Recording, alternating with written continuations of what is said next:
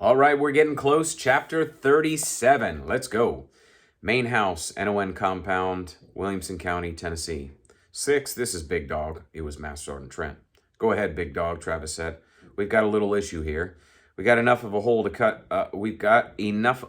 cut to see through the other side with our fiber optics.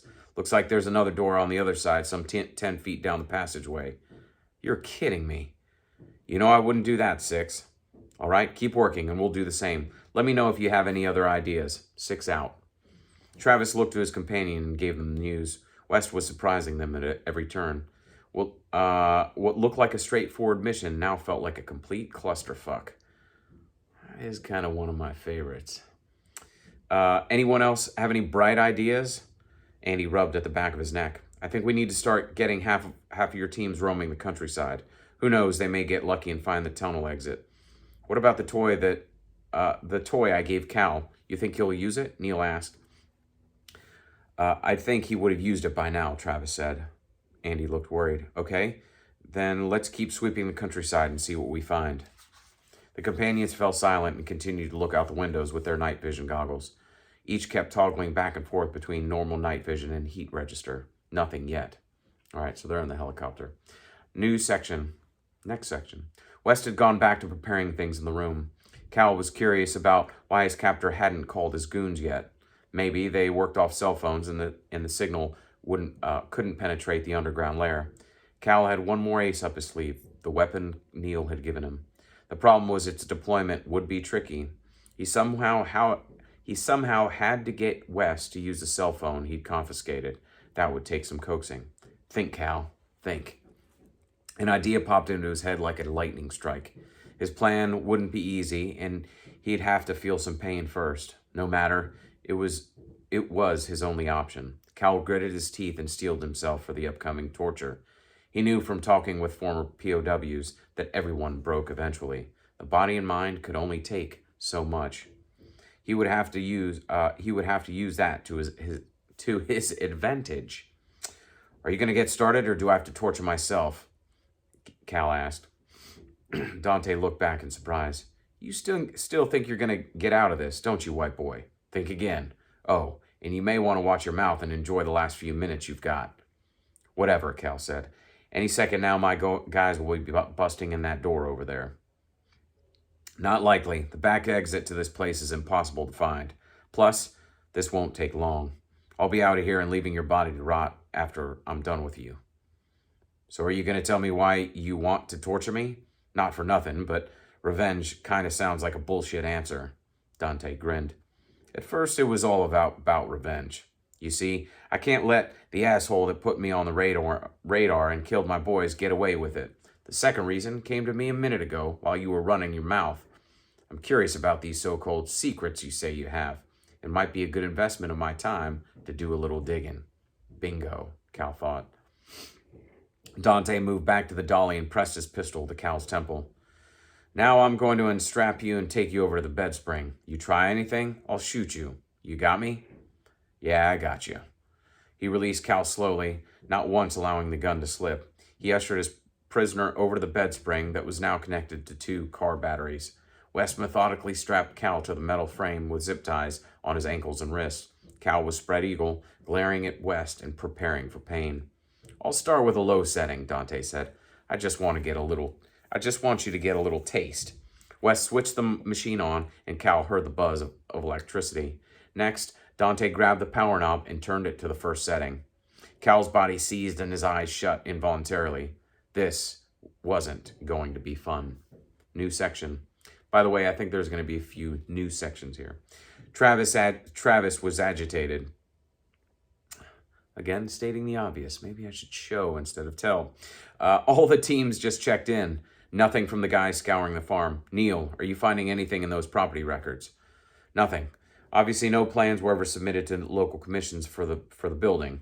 Looks like you really did it on the sly. What about the police records? Any complaints for noise or blasting? Already checked that, and no. Besides, this property is just shy of 1,000 acres. They could get away with a lot without ever being seen or heard. What about the topography? Brian asked. Travis turned to him. What do you mean? I know there's a lot of land in the I know there's a lot of land in the 100-year floodplain around here. I would assume that if West wanted a long-term facility, he would have factored that in.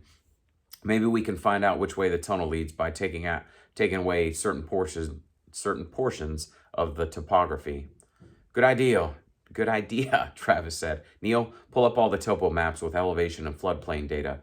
It's the only lead we've got right now. New section. West had just shocked Cal for the third time. He had yet to ask a single question. It was obvious he was just enjoying seeing the pain register on the former Marine's face. Cal, although in extreme pain during each shock, was starting to finalize his plan. It was a strange talent he'd uncovered while on the battlefield in Afghanistan.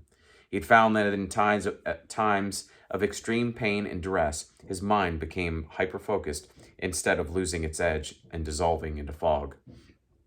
It was what had allowed him to keep going even after being wounded multiple times. Within this clarity, he remembered hearing stories from former POWs from the Vietnam War and World War II. They'd survived by divulging mere snippets of the truth.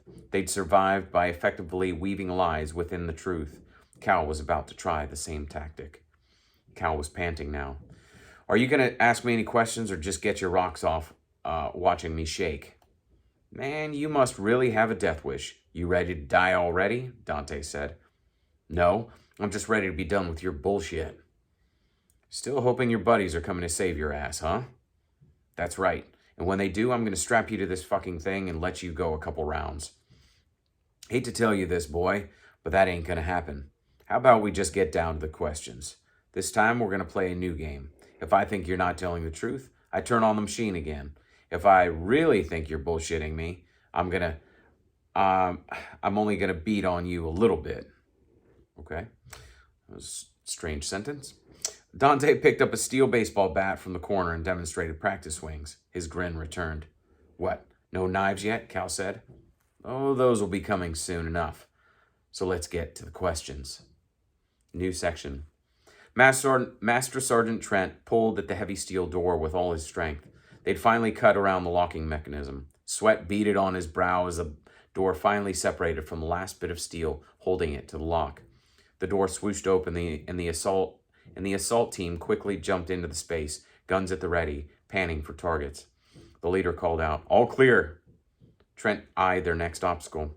Does it look like the same kind of door as the first one? It does, Top. You want us to start cutting again? Do it. The team leader nodded to his demolitions expert, and the man moved quickly to the next door, his cutting tools already in hand. Trent spoke into his mic. 6, this is Big Dog. Travis answered immediately. Go ahead, Big Dog. First door breached. Moving to breach door number 2, over. Roger. Let me know as soon as you have an idea of what's on the other side. Roger. Out. Trent was praying there wouldn't be a third door. New section. West had begun the interrogation with some basic questions. Date of birth, home address, sexual preference, etc. It was obvious that West was building some sort of rudimentary baseline to see if he was lying, sort of a gangster's version of a lie detector test. Time for some real questions, Dante said. How did you find out about me? My company, Cal said. What do you mean, your company? I said, I own a company. What kind of company? A consulting company, Cal said. This is your one and only warning. Stop trying to drag this out. You answer me, or I'll make you answer it. You got me? I thought I was doing damn well, asshole, Cal said. Without warning, Cal picked up the baseball bat and took a quick swing square in Cal's gut. Cal tried to dodge and somehow absorb the blow. His head sagged as the wind was knocked out of him. You've got 30 seconds to catch your breath, and then you start answering. Cal could feel his recent gunshot wounds throbbing and threatening to bleed again. He had to stay focused and buy more time. The only problem was how much more he could take. Hurry up, Trav. New section. Andy crossed his arms over his chest. The best I can see is that the tunnel has to run this way, under this ridge line. Any other way, they risk going into or at least skirting the floodplain. I'm still not sold on the idea, Travis said. I think West would have thought about this. The guy went through Hurricane Katrina and probably the flood of 2010 here in Nashville. He doesn't strike me as a guy that would take any chances. Okay, so where does the tunnel dump out? I say we start right over here by the Harpeth River. We might... I just had another idea, Neil interrupted. What? Travis asked. Let's assume that West is using this place as some kind of drug manufacturing facility. Even if he's able to mask the heat of this power source, he'd still need to have some kind of exhaust. Explain that, Travis said.